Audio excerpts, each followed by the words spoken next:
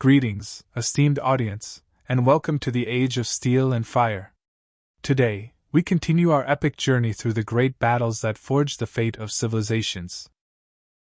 In the history of warfare, there are battles that do more than decide victory or defeat. They shape the destiny of entire continents. The Battle of Trafalgar in 1805 is one such moment, where strategy, courage, and sacrifice carved an immortal chapter across the Atlantic waves. Today, we'll dive deep into this legendary naval clash through the lens of a military strategist, from the tense political backdrop of Napoleon's Europe to the daring tactical decisions of Admiral Horatio Nelson, a man who changed history with his final breath. Get ready for a dramatic journey into history, where cannon smoke, crashing waves, and commanding voices forged a resounding triumph, and a legacy that still echoes through time.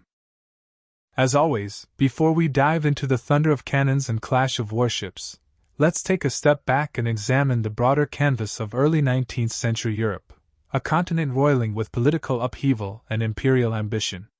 In 1805, Europe was engulfed in the flames of the Napoleonic Wars.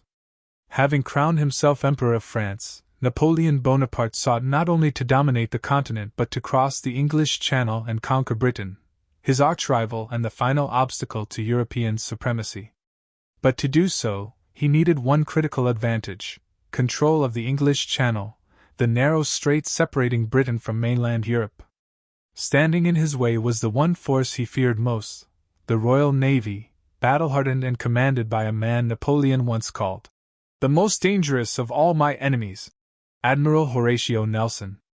Meanwhile, the combined Franco-Spanish fleet was gathering at the port of Cadiz, Spain, hoping to break the British blockade and seize the seas. But time was slipping away. With each passing day, Napoleon's invasion dream grew dimmer. And then came October 21, 1805, the day when grand strategies and imperial ambitions collided in a ferocious naval battle. A day when history would be rewritten in smoke, steel, and sacrifice. Now that we've grasped the historical backdrop, it's time to enter the heart of the story, where cannon fire, billowing sails, and tactical brilliance converged in one of the greatest naval battles in human history. On the morning of October 21, 1805, off Cape Trafalgar, the weather was calm but the tension was palpable. The British fleet of 27 warships, led by Admiral Horatio Nelson, faced the combined Franco-Spanish fleet of 33 ships under Admirals Villeneuve and Gravina. Instead of adhering to the conventional line of battle tactics, Nelson made a bold move. He split the British fleet into two columns and launched a direct assault into the enemy's formation, shattering their cohesion and sowing chaos. HMS Victory, Nelson's flagship, spearheaded the central thrust, driving straight into the heart of the enemy line. Simultaneously, Admiral Collingwood's column attacked from the south. This maneuver isolated enemy ships, making them vulnerable and unable to support each other. The battle raged for over 4 hours.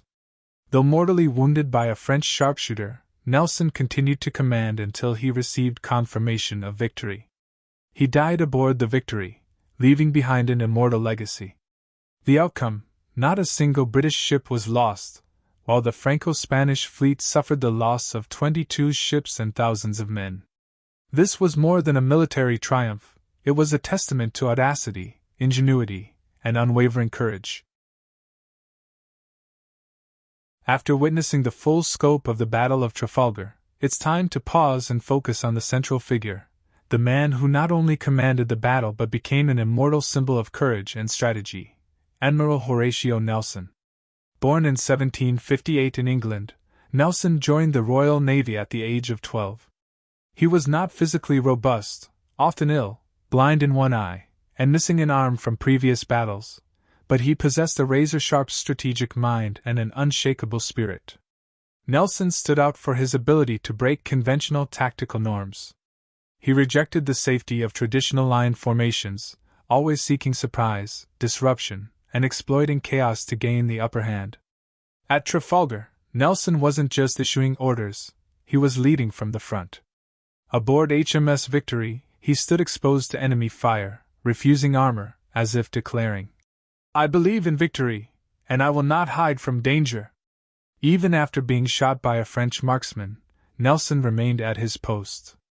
His final words: "Thank God I have done my duty." Nelson did not live to see the triumph, but his death elevated Trafalgar from a military success to a historical legend. His statue in Trafalgar Square is more than stone, it's a monument to bravery, leadership, and indomitable spirit. After the final cannon blast at Trafalgar, the sea returned to calm.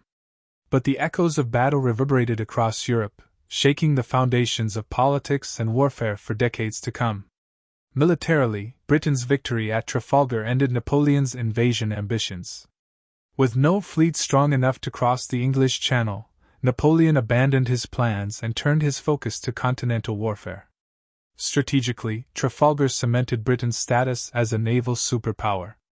Throughout the 19th century, the Royal Navy dominated global sea lanes, safeguarded the vast British Empire, and projected influence worldwide. Politically, the triumph helped Britain preserve its independence and internal stability, while other European nations were drawn into the turmoil of the Napoleonic Wars. Trafalgar became a symbol of resilience and victory against imperial pressure. Culturally and spiritually, Nelson's death elevated him to legendary status. Trafalgar Square in London, Nelson's column, and countless works of art and literature immortalized the hero who gave his life for his country. Ultimately, Trafalgar was more than a battle, it was a historical lesson in leadership, strategy, and courage. A reminder that in moments of crisis, one individual, with conviction and brilliance, can alter the fate of a nation.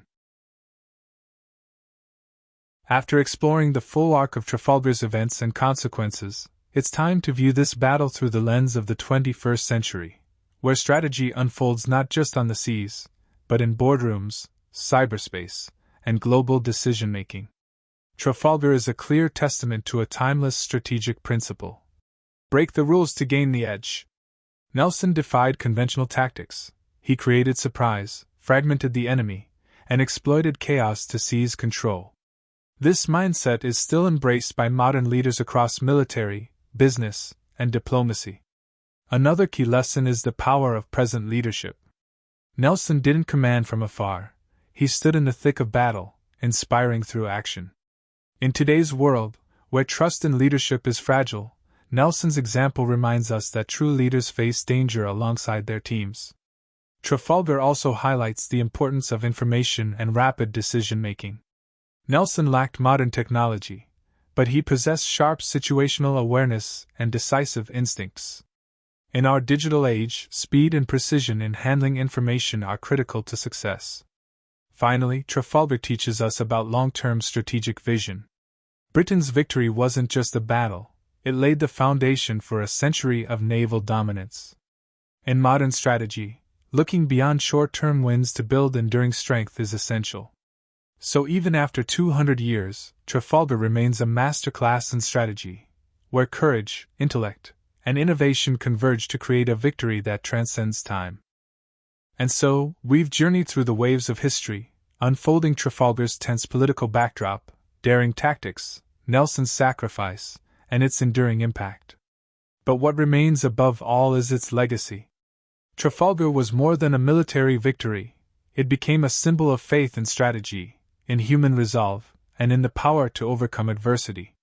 In a world of constant change, its lessons still resonate, that courageous leadership, adaptive thinking, and loyalty to ideals can reshape the fate of nations.